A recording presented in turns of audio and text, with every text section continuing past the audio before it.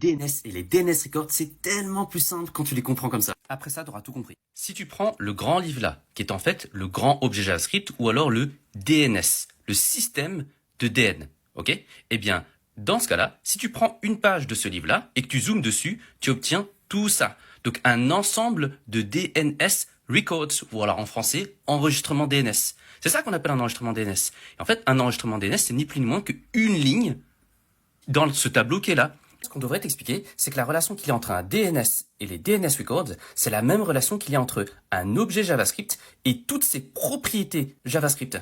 Et donc, tu l'as compris, ici, une ligne, ça correspond à une propriété JavaScript qui a créé une association entre sa clé, le name, et sa valeur, ici value.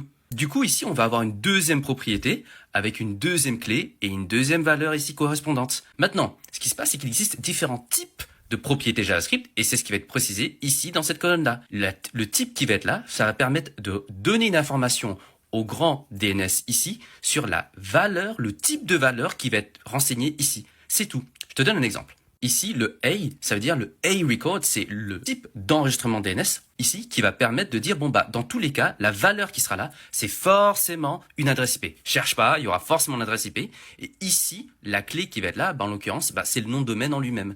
Autrement dit, ici, bah, ça serait, dans ce cas-là, exemple.com là. Maintenant, par exemple, si je prends par exemple un CNAME, c'est un canonical name, c'est un alias, eh bien, à chaque fois que je vais écrire le nom du hôte ici, donc on trouve le nom, bah, là, en l'occurrence, exemple.com, ou si j'écris www. Le nom de l'exemple, bah ça va renvoyer vers celui-ci, tout simplement. À chaque fois, il y a des correspondances, des associations entre un nom et une valeur. Voilà, tout simplement. Et voilà, il n'y a rien de plus compliqué pour les DNS. Et maintenant, tu as compris que